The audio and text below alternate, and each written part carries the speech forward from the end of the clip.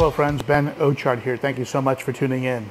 In the tank behind me, over my right shoulder, I have a fish that has stopped eating, and he's not wasting away and doesn't have other signs that would concern me. He's active, moving around, good color, but he just doesn't eat. And I've tried a variety of foods, and maybe you've run into the same problem.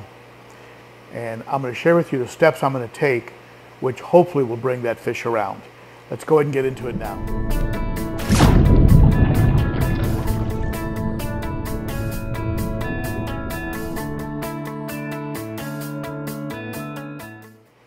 If you're new to the channel and you are enjoying the content of this channel, please consider hitting that sub button and the bell, the notification bell, and that'll tell YouTube that something good is going on here and encourage YouTube to recommend the channel to other fish keepers like you and me.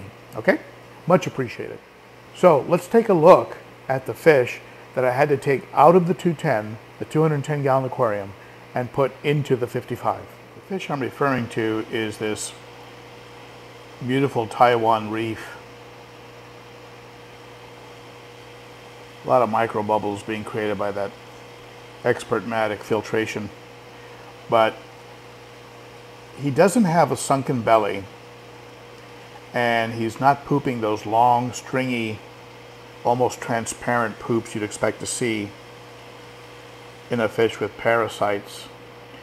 So I'm not sure if he stopped eating because I put him in the 210 and he was just intimidated or bullied or felt very, very subdominant, and then he stopped eating. But when I feed cichlids, I expect them to attack the food, and when they don't, to me that's just a bad sign. So I put him here in the 55, hoping that he gets his confidence, gets his swagger back. And what I'm going to do is a couple of steps. First off, I'm going to provide him with a treat that I think he'll find irresistible. And by that what I mean is a piece of frozen krill. If he passes on frozen krill, I might also try soaking the krill or some pellets or flake food in a product like Garlic Guard or Focus, which essentially adds garlic to the food and makes it much more appealing to the fish. If he still doesn't eat,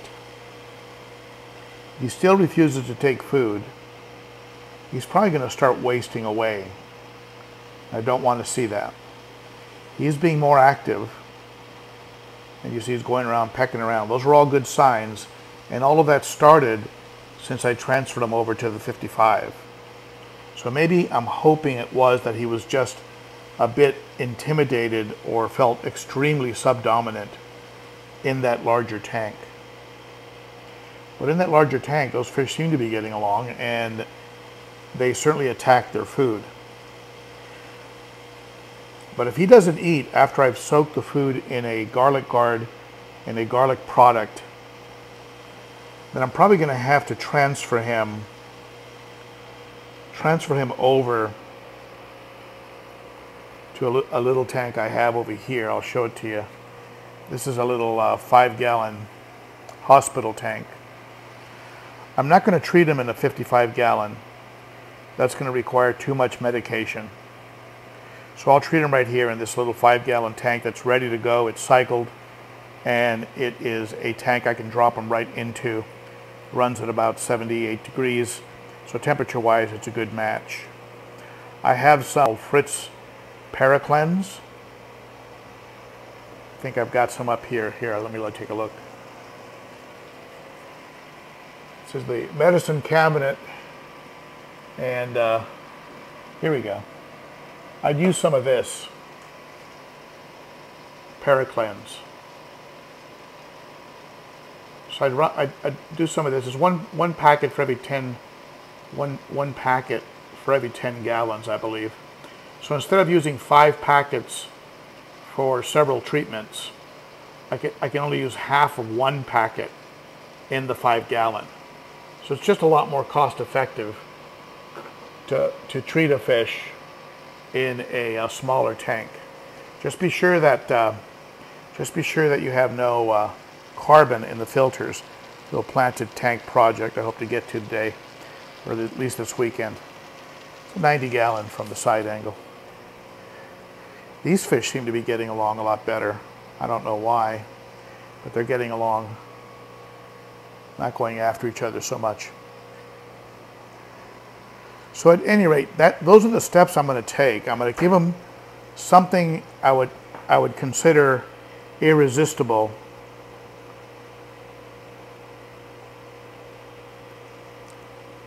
like a frozen krill. If he doesn't go after that, then soak some food in garlic. Doesn't go after that, then he's going to be going over to that 5-gallon and getting put through a regimen of paracleanse.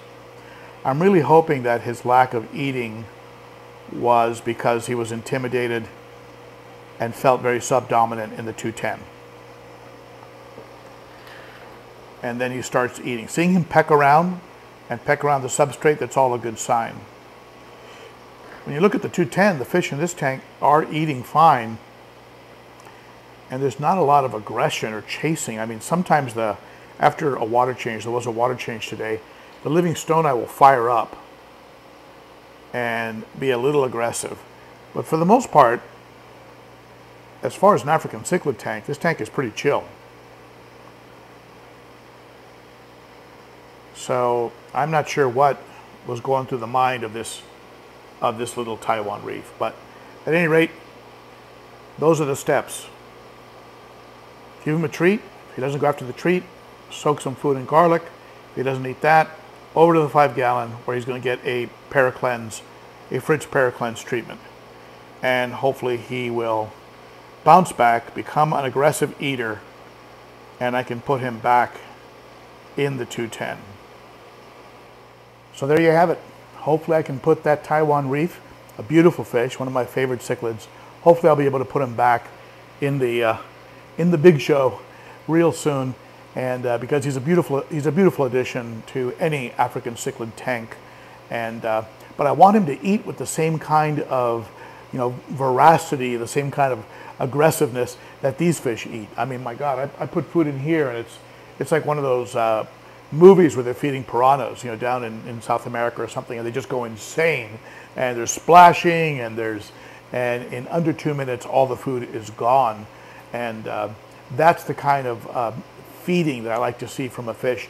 Tells me the fish is definitely in good shape, healthy, and competing, and really not intimidated going after food, and can really make it in the population that they're in.